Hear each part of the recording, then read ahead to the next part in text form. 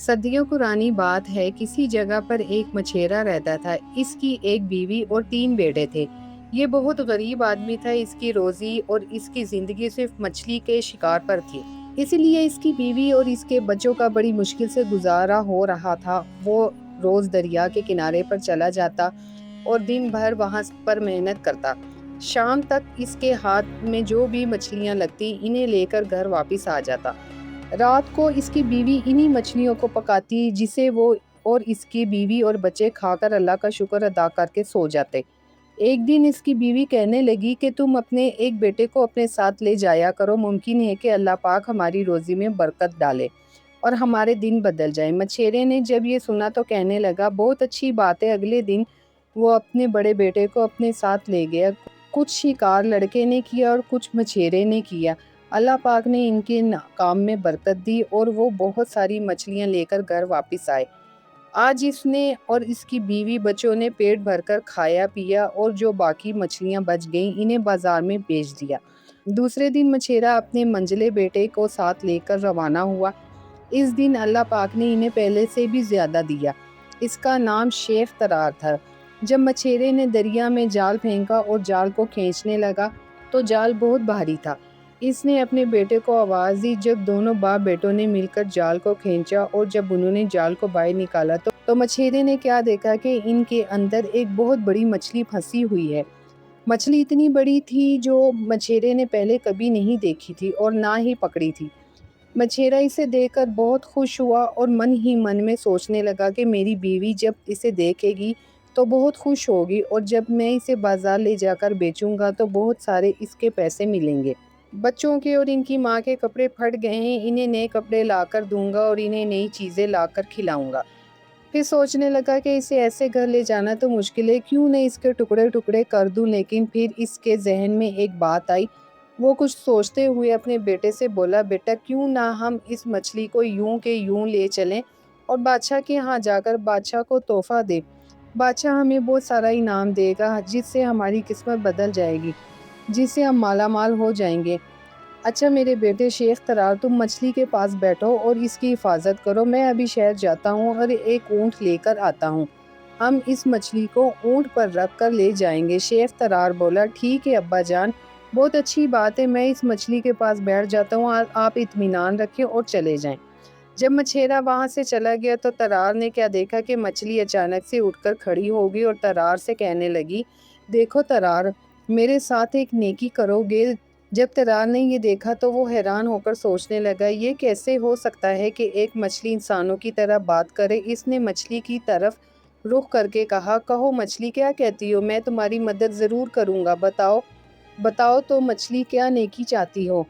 مچھلی کہنے لگی، تم مجھے اس جال سے نکال دو، میرے بچے بھوکے ہیں، میں اپنے بچوں کو دودھ پلا کر واپس آ جاؤں گی۔ جب ترار نے یہ سنا تو کہنے لگا، نہیں میں ایسا نہیں کر سکتا، مجھے پتا ہے کہ تم یہاں سے چلی گئی تو واپس نہیں آؤ گی اور میرا ابا آ کر مجھے مارے گا۔ مچھلی کہنے لگی، ارے نہیں، میرا یقین کرو، میں واپس آ جاؤں گی۔ مچھلی یہ کہہ کر جال میں تڑپنے لگی۔ جب ترار نے دیکھا کہ مچھلی تڑپ رہی ہے تو اسے اس پر رحم آ گیا، تو ترار نے مچھلی کو جال سے باہر نکالا اور اسے دریا میں چھوڑ دیا۔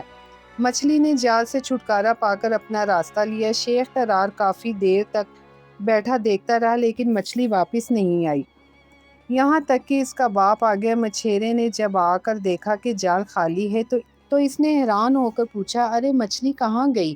شیخ ترار بولا، ابا جی، مچھلی نے مجھ سے کہا تھا کہ میرے ساتھ ایک نیکی کرو، میرے بچے بھوکے ہیں، میں انہیں دودھ پلا کر واپس آ جاؤں گی۔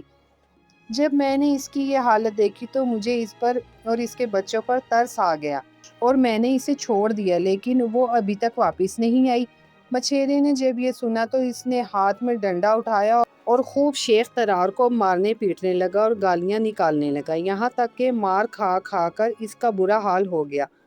جب وہ درد کی تاب نہ لا سکا تو اٹھ کر آگے بھاگ نکلا۔ اس کا باپ بھی ڈنڈا اٹھا کر اس کے پیچھے پیچھے بھاگنے لگا۔ آگے آگے ترار تھا اور پیچھے پیچھے اس کا باپ مارتا جا رہا تھا اور گالیاں نکالتا جا رہا تھا، یہاں تک کہ مچھیرا چلتے چلتے تھک گیا کیونکہ اس کی عمر زیادہ تھی۔ اور وہ کمزور جسامت کا آدمی تھا، اور ترار دوسرے راستے سے غائب ہو گیا۔ مچھیرا تھک ہار کر ہانپتا کانپتا واپس آ گیا، جبکہ ترار دوسرے راستے پر چلا جا رہا تھا اور بار بار پیچھے مڑ کر دیکھتا جا رہا تھا کہ کہیں اس کا ابا پھر سے ڈنڈا اٹھا کر اس کے پیچھے نہ آ جائے۔ جب شیخ ترار چلتے چلتے کافی دور نکل گیا تو اس نے بھاگنا دوڑنا بند کر دیا اور وہ آہستہ آہستہ چلنے لگا، کیونکہ تھک ہار کر اس کا برا حال ہو چکا تھا۔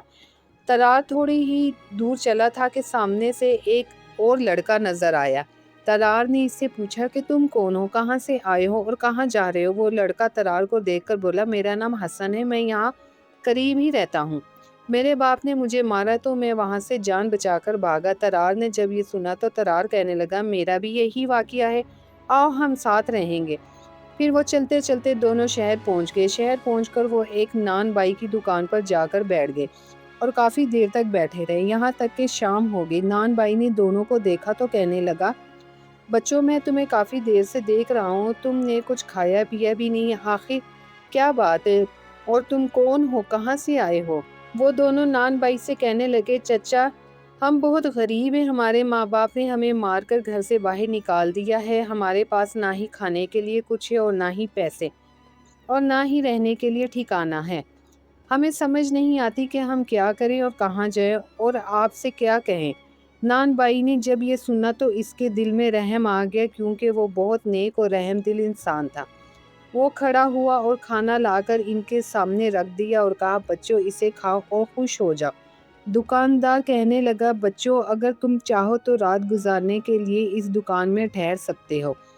شیخ ترار اور حسن نے جب یہ سنا تو کہنے لگے، چچا جان اللہ پاک آپ کو خوش رکھے اور اس کا اچھا بدلہ دے۔ وہ یہ کہہ کر دکان میں گھس گئے اور سو گئے۔ نان بائی خوشی خوشی اپنے گھر واپس چلا گیا اور گھر جا کر سو گیا۔ صبح ہوئی تو اپنی دکان پر واپس آیا اور کام کرنے لگا۔ نان بائی نے دونوں بچوں سے کہا، بچوں اگر تم چاہو تو میری دکان پر کام کرو، اللہ پاک مجھے جو بھی دے گا میں اس میں سے تمہیں بھی دوں گا۔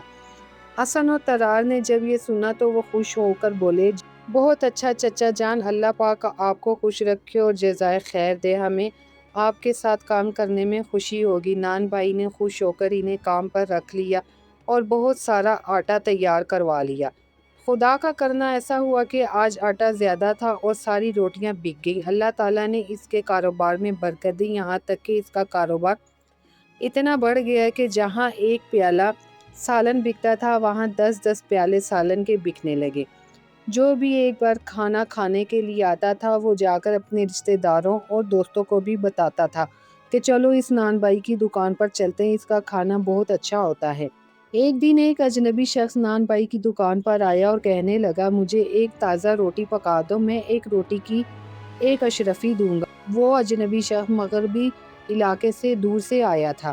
وہ کہنے لگا، لیکن اس کے ساتھ ہی تمہیں ایسا کرنا ہوگا کہ اپنے لڑکوں میں سے کسی ایک لڑکے کے ہاتھ یہ روٹی میرے گھر تک پہنچا دینا۔ نان بائی بولا، میں اپنے کسی بھی لڑکے کو زیادہ دور تک نہیں بھیج سکتا، لیکن وہ اجنبی بولا کہ یہ لو ایک اور اشرفی لے لو، لیکن کسی لڑکے کے ہاتھ ہی بھیج۔ نان بائی بہت ہی سیدھا سادہ آدمی تھا، وہ مان گیا۔ اس نے جلدی جلدی روٹی تیار کروائی اور شیخ ترار سے بولا، یہ لو اس اجنبی آدمی کے گھر تک پہنچا دو۔ شیخ ترار نے جب یہ سنا تو شیخ ترار بولا، اچھا چچا جان میں حاضر ہوں۔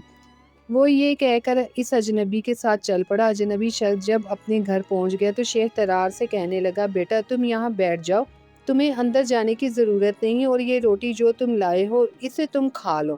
میں تمہیں ایک اور تماشا دکھاتا ہوں، میں ابھی تمہارے سامنے خزانے کا منہ کھول دوں گا اور اس میں سے جتنا تم چاہو لے لینا۔ شیخ ترار ذرا بچہ تھا اور زیادہ سمجھ نہیں رکھتا تھا، وہ ڈرتے ہوئے بولا، نہیں چچا جان مجھے ڈر لگتا ہے۔ وہ اجنبی شخص بولا، ارے نہیں ڈرنے کی کوئی بات نہیں ہے، یہ لو 10 اشرفیاں، اگر کوئی تم سے پوچھے تو یہ کہاں سے آئی ہیں تو میرا نام لے لینا۔ یہ کہہ کر 10 اشرفیاں شیخ ترار کے ہاتھ میں رکھ دی۔ شیخ ترار بہت خوش ہوا اور کہنے لگا، چچا جان آپ بہت اچھے آدمی ہیں، اب آپ جو کہیں گے میں وہ کرنے کے لیے تیار ہوں۔ اجنبی شخص نے شیخ ترار کو اپنے ساتھ لیا اور ایک پہاڑی کی طرف چل دیا جو اس کے گھر کے بالکل سامنے تھی۔ پہاڑی کے قریب ایک بڑا سا محل تھا۔ وہاں پہنچ کر اس اجنبی شخص نے ایک بڑی سی آگ جلائی اور بہت ساری خوشبوئیں جلائیں۔ شیخ ترار کھڑا کھڑا یہ تماشا دیکھ رہا تھا کہ سامنے سے محل کا دروازہ خود بخود کھلنے لگا۔ پھر وہ اجنبی شخص بولا، میرے بچے، اس کے اندر بہت خزانہ ہے، تم اس میں داخل ہو جاؤ اور جو کچھ بھی تمہیں چاہیے وہ تم باہر مجھے پکڑاتے رہو، پھر جو کچھ بھی تم اٹھا سکتے ہو وہ بھی اٹھا کر اپنے ساتھ لے آنا، اور گھبرانے کی کوئی ضرورت نہیں، میں یہیں پر تمہارا انتظار کروں گا۔ جب شیخ ترار نے یہ سنا تو وہ خوشی خوشی محل کے اندر داخل ہو گیا۔ پھر اجنبی شخص جو چیزیں مانگتا رہا، شیخ ترار اندر سے باہر کی طرف پھینکتا رہا۔ جب اجنبی شخص بہت ساری چیزیں نکلوا چکا تو اس نے شیخ ترار کو اندر ہی بند کر دیا۔ شیخ ترار بیچارہ غریب بچہ، وہ چیختا چلاتا رہا، لیکن اس اجنبی شخص کو ذرا بھی ترس نہیں آیا، اور ادھر نان بھائی اور حسن دن بھر شیخ ترار کا انتظار کرتے رہے، لیکن وہ نہیں آیا۔ وہ یہی سوچتے رہے کہ شیخ ترار کہاں چلا گیا اور وہ اجنبی شخص کہاں اسے اڑا کر لے گیا۔ اگلے دن پھر وہی اجنبی شخص ایک عربی کا لباس پہن کر اس کی دکان پر آیا۔ اس نے نان بھائی کو کچھ اشرفیاں دی اور کہنے لگا کہ میں آپ سے چند روٹیاں چاہتا ہوں اور ایک چھوٹی سی مہربانی چاہتا ہوں کہ آپ روٹیاں اپنے بیٹے کے ہاتھ میرے گھر تک پہنچوا دیں۔ نان بھائی نے جب یہ سنا تو وہ غصے کے مارے کھڑا ہو گیا اور کہنے لگا، نہیں، میں ایسا نہیں کر سکتا، کل بھی ایک اجنبی شخص میری دکان پر آیا تھا اور میرے ایک بچے کو اپنے ساتھ لے گیا، لیکن وہ ابھی تک واپس نہیں آیا، اور اب تم چاہتے ہو کہ میں اپنے دوسرے بچے کو بھی تمہارے ساتھ بھیج دوں۔ اس اجنبی شخص نے کہا، یہ لو ایک اور اشرفی، اپنے بیٹے کو میرے ساتھ بھیج دو، مجھ پر بھروسہ رکھو، میرا گھر قریب ہی ہے، تمہارا بچہ جلدی واپس آ جائے گا۔ نان بھائی نے جب یہ سنا تو کہا، ٹھیک ہے، میں بھیج دیتا ہوں۔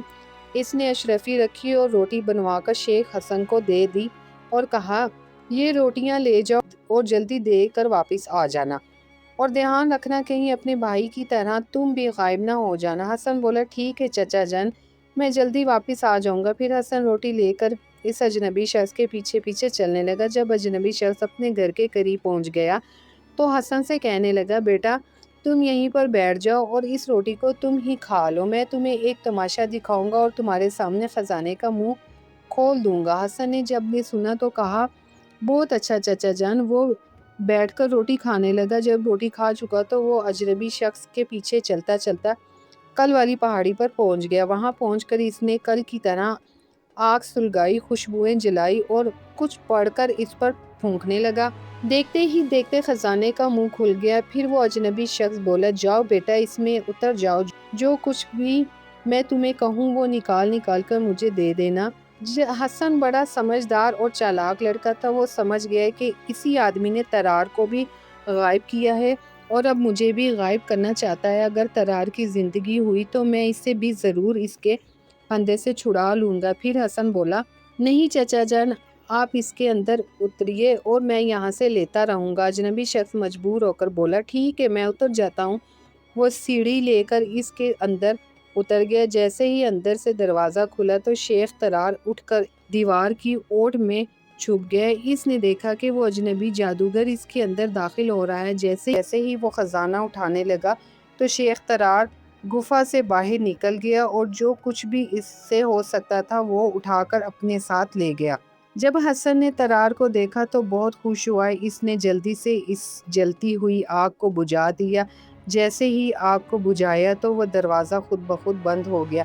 ابھی وہ اجنبی شخص کچھ اٹھا بھی نہیں پایا تھا کہ دروازہ بند ہو گیا۔ وہ چیخنے چلانے لگا، لیکن ان دونوں نے اس کی کوئی پرواہ نہیں کی، اور حسن اور ترار دونوں آپس میں باتیں کرتے ہوئے پہاڑ سے نیچے اترنے لگی، اور وہ باتیں کرتے کرتے سیدھے اسی اجنبی آدمی کے گھر پہنچ گئے۔ وہاں انہوں نے تھوڑی دیر آرام کیا، پھر وہ اٹھ کر بازار پہنچ گئے اور اپنے ضرورت کی چیزیں لے کر پھر سے اس اجنبی آدمی کے گھر گئے اور وہیں پر رہنے لگے۔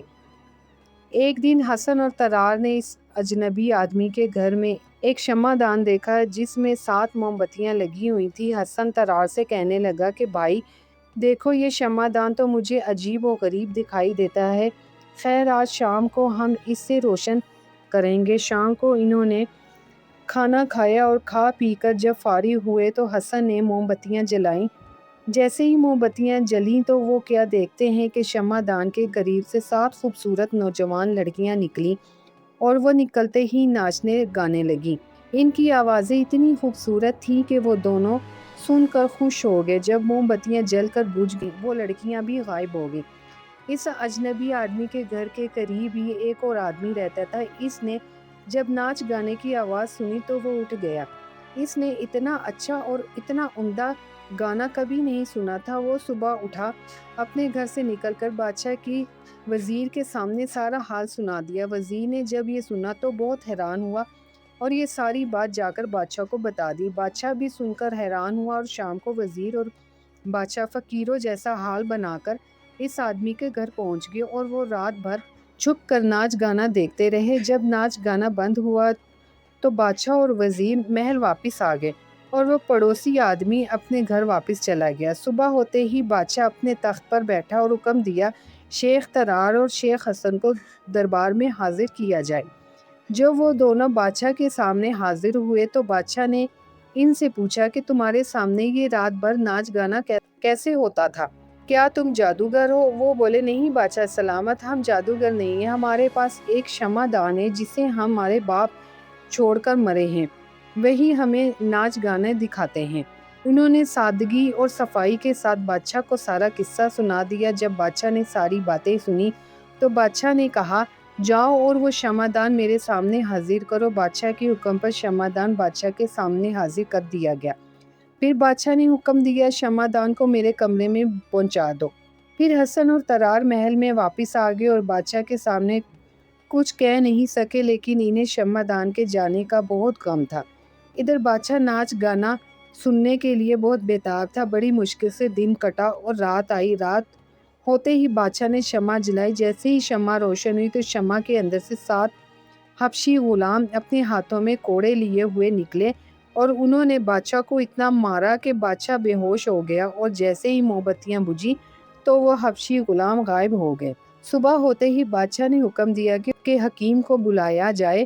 حکیم کو بلایا گیا لیکن بادشاہ نے شرم کے مارے اپنا قصہ کسی کو نہ بتایا۔ حکیم حاضر ہوا، اس نے بادشاہ کے زخم اور چوٹوں کو دیکھا تو کہا بادشاہ کو حمام میں لے جایا جائے اور ایک بکرا ذبح کر کے بکرے کی کھال کو لایا جائے۔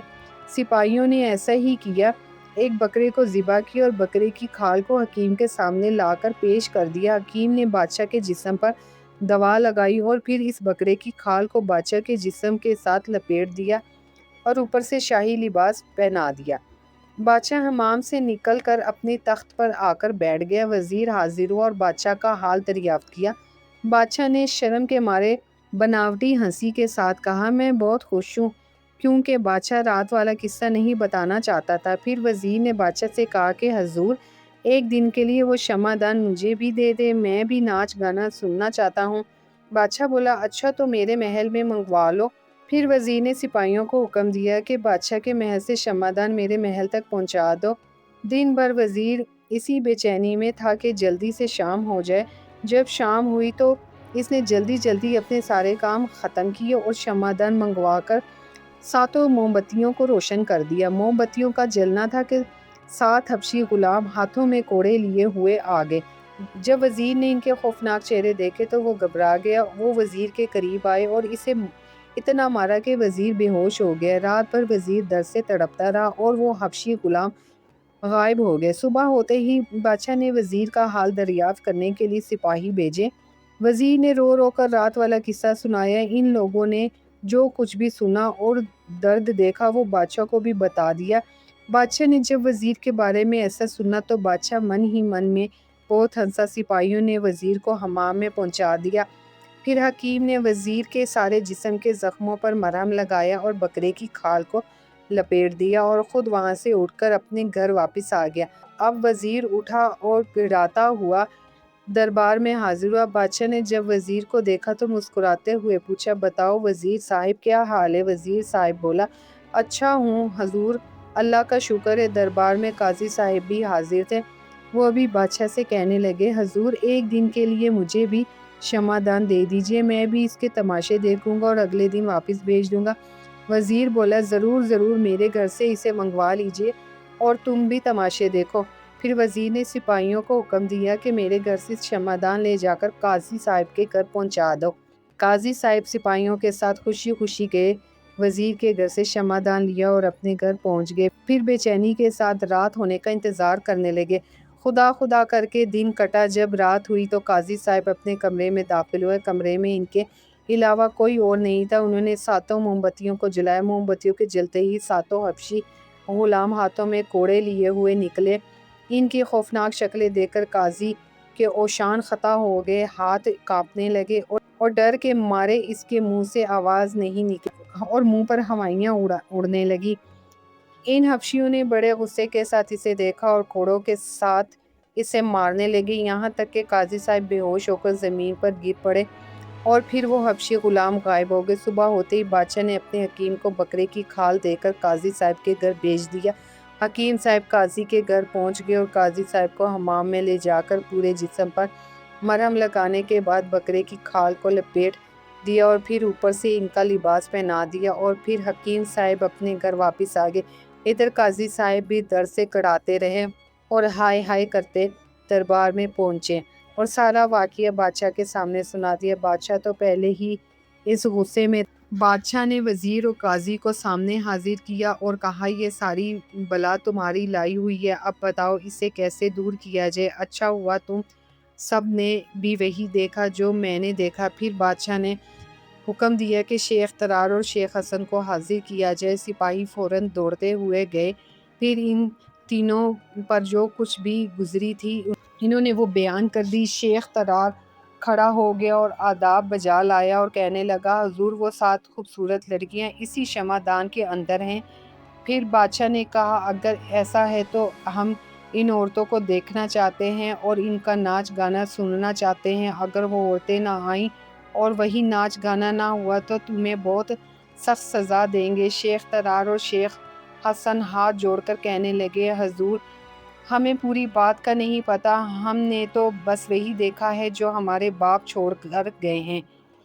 یہ سب باتیں تو ہم آپ ہی سے سن رہے ہیں، اب اس میں ہمارا کیا قصور ہے؟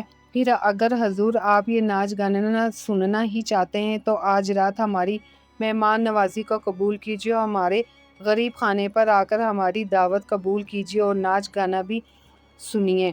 بادشاہ نے کہا، ٹھیک ہے ہم ضرور آئیں گے۔ پھر بادشاہ نے وزیر سے کہا کہ ابھی یہ شمعدان حسن اور ترار کو گھر پہنچا دیا جائے۔ وزیر نے سپاہیوں سے کہا کہ ابھی یہ شمعدان لو اور حسن اور ترار کے گھر پہنچا دو۔ سپاہی شمعدان لے کر حسن اور ترار کے ساتھ اس کے گھر چلے گئے۔ پھر وزیر بادشاہ سے کہنے لگا کہ بادشاہ سلامت شمعدان کو حسن اور ترار کے گھر پہنچا دیا ہے۔ بادشاہ نے وزیر سے کہا، ہم شام کو ان کے گھر پر چلیں گے اور پہلے کی طرح ناچ گانا سنیں گے اور اپنے ساتھ چند سپاہیوں کو بھی لے چلیں گے۔ اگر خدا نخواستہ ہم پر کوئی مصیبت آئی یا ہم پر حملہ ہوا تو یہ ان کا مقابلہ کریں گے۔ تم اور قاضی بھی اپنے کپڑوں میں اپنے ہتھیار چھپا لینا تاکہ برے وقت میں وہ کام آ سکے۔ وزیر بولا، حضور یہ بہت اچھی بات ہے اور ایسا ہی ہونا چاہیے۔ جب شام ہوئی تو بادشاہ اپنے وزیر اور چند بہادر سپاہیوں کو لے کر حسن اور ترار کے گھر کی طرف روانہ ہوئے۔ حسن اور ترار نے بادشاہ کے پہنچنے سے پہلے اپنے گھر کو خوب سجا لیا تھا۔ جب بادشاہ اور وزیر حسن اور ترار کے گھر پہنچے تو انہوں نے بادشاہ کو خوب اچھے سے استقبال کیا اور بادشاہ کو بڑے عزت اور احترام کے ساتھ گھر میں لے جا کر بٹھا دیا اور ان کے سامنے طرح طرح کے کھانے لگوا دیے۔ گھر آئے مہمان کی انہوں نے خوب آؤ بھگت کی۔ بادشاہ اتنی خدمت کو دیکھ کر بہت حیران ہوئے اور خوش ہوئے۔ حسن اور ترار کی بہت تعریفیں کی۔ پھر بادشاہ اور سپاہیوں نے پیٹ بھر کر کھانا کھایا اور طرح طرح کے شربت اور شراب بھی پیش کی گئی۔ پھر انہوں نے دسترخوان اٹھا کر فرش کے اوپر بہترین قالین بچھایا اور شمعدان کو رکھ دیا۔ بادشاہ اور وزیر کھڑے کھڑے دیکھنے لگے کہ شمع کے اندر سے 7 خوبصورت نوجوان لڑکیاں نکلی اور چھم چھم کر کے ناچنے لگی اور اعلیٰ قسم کے گانے بجنے لگے۔ بادشاہ اور وزیر حیران پریشان یہ سب کچھ دیکھتے رہے اور کافی دیر تک ناچ گانا چلتا رہا۔ پھر ان لڑکیوں نے ناچ گانا بند کر دیا اور حسن اور ترار کے سامنے 7 سونے کی اشرفیاں لا کر رکھ دی اور پھر وہ 7 کی 7 شمعدان کے اندر واپس چلی گئی۔ بادشاہ اور وزیر حیران پریشان یہ کھڑے دیکھتے رہے اور ان کی سمجھ میں کچھ بھی نہیں آیا کہ یہ تماشا تھا۔ پھر بادشاہ اپنے وزیر کے کان میں کہنے لگا کہ اب کیا کیا جائے؟ وزیر بولا، حضور یہ تو اب خدا ہی جانتا ہے کہ یہ کیا ماجرا ہے۔ پھر بادشاہ کہنے لگا، میں تو چاہتا ہوں کہ اپنی بیٹی کو حسن کے ساتھ بیاہ دوں اور یہ یہیں پر رہے۔ وزیر بولا یہ تو اچھی بات ہے اور یہ دونوں بچے اس قابل بھی ہیں۔ پھر بادشاہ نے حسن کو اپنے پاس بلایا اور اپنا خیال ظاہر کیا اور کہا کہ میری یہ خواہش ہے کہ میں اپنی بیٹی نازنین کی شادی تمہارے ساتھ کر دوں اور میرے پاس جو کچھ بھی دولت ہے اس میں سے آدھی تمہیں دے دوں۔ لیکن حسن بولا نہیں بادشاہ سلامت، آپ یہ شادی میرے بڑے بھائی ترار سے کروا دیں۔ میں اس قابل نہیں لیکن وہ اس قابل ضرور ہے، مجھے بہت خوشی ہوگی۔ بادشاہ نے یہ سنا تو بادشاہ نے خوش ہو کر بات مان لی۔ پھر بادشاہ نے قاضی اور گواہوں کو پیش ہونے کا حکم دیا۔ قاضی نے نکاح نامہ منگوایا، نکاح پڑھایا اور شادی کی خوشیاں ہونے لگی۔ ایک دن حسن ترار کے پاس گیا اور ترار سے کہنے لگا کہ بھائی جان، بہت دن ہو گئے میں اپنے گھر والوں سے نہیں ملا۔ میرا دل چاہتا ہے کہ میں اپنے گھر واپس جاؤں اور اپنے گھر والوں سے ملوں۔ چنانچہ آپ مجھے خوشی خوشی اجازت دیجیے تاکہ میں اپنے گھر جا کر اپنے گھر والوں سے مل سکوں۔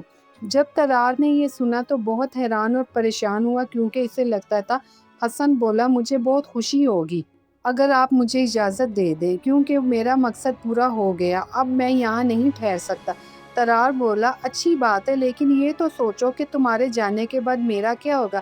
میرا یہاں پر ہے ہی کون؟ ماں باپ اور بہن بھائیوں کی یاد ہر وقت ستاتی ہے۔ تم تو اچھی طرح سے جانتے ہو کہ وہ کس حال میں ہیں اور کس طرح زندگی گزار رہے ہیں، اور خدا جانے کہ میری جدائی میں میری ماں کا کیا حال ہوگا۔ جب ترار نے یہ کہا تو اس کی آنکھوں میں سے آنسو بہنے لگے۔ حسن نے اسے گلے لگایا، اس کے آنسو صاف کیے اور اسے تسلی دی اور کہا کہ آج میں تمہیں ایک راز کی بات بتاتا ہوں، بس تم گھبراؤ نہیں اور خوشی خوشی مجھے جانے کی اجازت دے دو۔ ترار نے جب یہ سنا تو وہ خوش ہو گیا اور خوشی خوشی اسے رخصت کرنے کے لیے دریا کے کنارے تک گیا۔ جب وہ رخصت ہونے لگے تو ترار نے حسن کو سینے سے لگا لیا اور کہا میرے بھائی، مجھے یہ تو بتاؤ کہ تم کون اور کہاں کے رہنے والے ہو اور کیا دوبارہ مجھے ملو گے یا نہیں؟ حسن نے فوراً اپنے کپڑے اتارے، اپنے ہاتھ سے ایک انگوٹھی نکالی اور ترار کو دیتے ہوئے کہا کہ جب بھی تم مجھ سے ملنا چاہو تو اس انگوٹھی کو رگڑنا، میں حاضر ہو جاؤں گا۔ میں اپنی ماں کے پاس جا رہا ہوں اور میری ماں وہی مچھلی ہے جسے تم نے اپنے باپ کے پھندے سے نجات دلائی تھی۔ میری ماں نے ہی تمہاری مدد کے لیے مجھے بھیجا تھا اور مجھے تاکید کی تھی کہ میں تمہارے ساتھ کوئی ایسی نیکی کروں جیسے تم نے میری ماں کے ساتھ کی تھی، کیونکہ نیکی کبھی ضائع نہیں جاتی۔ اچھا، اب تم اپنے گھر واپس جاؤ، اللہ نے چاہا تو تمہاری ماں باپ بھی تمہیں جلد آ کر ملیں گے۔ میری دلی تمنا ہے کہ خدا تمہیں ہمیشہ خوش رکھے۔ خدا حافظ، جاؤ اور اپنا خیال رکھنا۔ حسن نے اتنا کہا اور اپنے دونوں ہاتھ پاؤں پانی میں ڈبوئے اور ڈبکی لگائی اور وہاں سے غائب ہو گیا۔ ترار کو کئی دنوں تک حسن کی جدائی کا غم رہا۔ اب وہ اپنی بیوی نازنین کے ساتھ رہنے لگا تھا، لیکن اس کا دل ہمیشہ اداس رہتا تھا۔ اللہ پاک نے اسے جلد ہی اولاد سے بھی نواز دیا، لیکن وہ ساری زندگی اپنے دوست حسن کو نہیں بھلا سکا۔